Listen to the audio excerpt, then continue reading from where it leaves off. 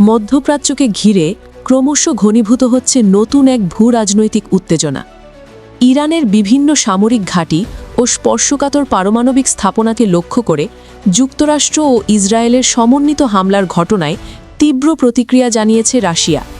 Moscow এই অভিযানের কঠোর নিন্দা জানিয়ে একে শুধু একটি সামরিক পদক্ষেপ নয়, বরং আন্তর্জাতিক স্থিতিশীলতার জন্য সরাসরি হুমকি হিসেবে বর্ণনা করেছে।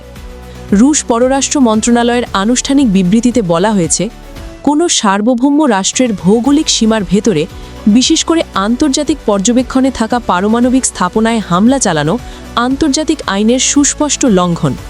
রাশিয়ার মতে এই ধরনের পদক্ষেপ কেবল একটি দেশের নিরাপত্তা নয়, বরং বৈশ্বিক শান্তি ব্যবস্থাকেই ঝুঁকির মুখে ঠেলে দেয়। মার্কিন প্রভাবশালী সংবাদমাধ্যমের প্রতিবেদনেও উঠে এসেছে ক্রেমলিনের এই কঠোর অবস্থান। মস্কো মনে করছে ওয়াশিংটন ও তেলাবিবের এই সামরিক পদক্ষেপ পূর্ব পরিকল্পিত এবং এর লক্ষ্য আঞ্চলিক শক্তির ভারসাম্য নষ্ট করা। রুশ কূটনৈতিক মহলের ভাষ্য অনুযায়ী মধ্যপ্রাচ্য দীর্ঘদিন ধরেই অস্থিরতার আগুনে জ্বলছে, আর এই হামলা সেই আগুনে নতুন করে ঘি ঢালার শামিল।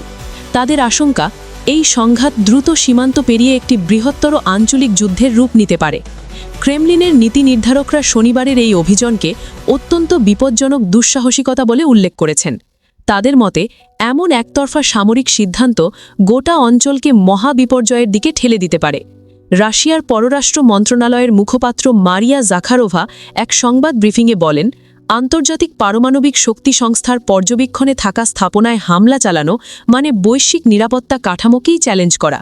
তিনি অভিযোগ করেন, পারমাণবিক অস্ত্র বিস্তার রোধের কথা বলা হলেও বাস্তবে ভিন্ন কৌশল বাস্তবায়ন করা হচ্ছে, যা আন্তর্জাতিক রাজনীতিতে দ্বিমুখী নীতির পরিচয় দেয়। রাশিয়ার দাবি, গত কয়েক মাস ধরে যুক্তরাষ্ট্র বিভিন্ন দেশের অভ্যন্তরীণ বিষয়ে হস্তক্ষেপের মাধ্যমে আন্তর্জাতিক ব্যবস্থাকে দুর্বল করে দিচ্ছে, আর ইরানের উপর এই হামলা সেই ধারাবাহিকতারই অংশ। মস্কোর মতে এ ধরনের পদক্ষেপ মধ্যপ্রাচ্যের দেশগুলোকে নিজেদের নিরাপত্তার জন্য নতুন করে অস্ত্র প্রতিযোগিতায় নামতে বাধ্য করবে, আর যদি সেই প্রতিযোগিতা শুরু হয় তবে তা বিশ্ব শান্তির জন্য দীর্ঘমেয়াদী হুমকিতে পরিণত হবে। রাশিয়া আরও সতর্ক করে বলেছে, এই সংঘাত শুধু ইরান ও ইসরায়েলের মধ্যে সীমাবদ্ধ থাকবে না, বরং বৈশ্বিক অর্থনীতি, জ্বালানি বাজার এবং আন্তর্জাতিক নিরাপত্তা ব্যবস্থায় গভীর প্রভাব ফেলবে। এ অবস্থায় সামরিক শক্তি প্রদর্শনের পরিবর্তে কূটনৈতিক সমাধানের পথেই ফিরে আসার আহ্বান জানিয়েছে মস্কো। রাশিয়ার মতে সংঘাতের এই সংকটময় মুহূর্তে জাতিসংঘ এবং আন্তর্জাতিক পারমাণবিক শক্তি সংস্থার মতো বৈশ্বিক প্রতিষ্ঠানগুলোর সক্রিয় ভূমিকা নেওয়া জরুরি। তারা স্পষ্ট করে বলেছে, এই সংস্থাগুলো যেন নীরব দর্শকের ভূমিকায় না থেকে আন্তর্জাতিক আইন রক্ষায় কার্যকর পদক্ষেপ গ্রহণ করে। একই সঙ্গে রাশিয়া নিজেকে সম্ভাব্য মধ্যস্থতাকারী হিসেবে উপস্থাপন করেছে। মস্কোর ভাষ্য, আন্তর্জাতিক আইনের কাঠামোর মধ্যে থেকে শান্তিপূর্ণ সমাধান খুঁজে বের করতে তারা প্রস্তুত এবং এ লক্ষ্যে প্রয়োজনীয় সব কূটনৈতিক প্রচেষ্টা চালাবে।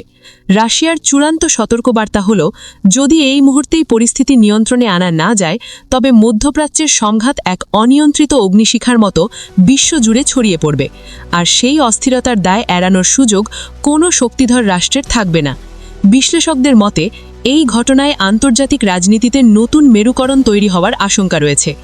একদিকে পশ্চিমা জোট, অন্যদিকে রাশিয়া ও তার মিত্রদের অবস্থান বিশ্ব রাজনীতিকে ঠেলে দিতে পারে নতুন এক ঠান্ডা সংঘাতের দিকে। এখন পুরো বিশ্বের দৃষ্টি কূটনৈতিক তৎপরতার দিকে। সংঘাত কি আলোচনার টেবিলে ভিড়বে, নাকি সামরিক উত্তেজনা আরও বিস্তৃত হবে, তার উত্তরই নির্ধারণ করবে আগামী দিনের বৈশ্বিক বাস্তবতা।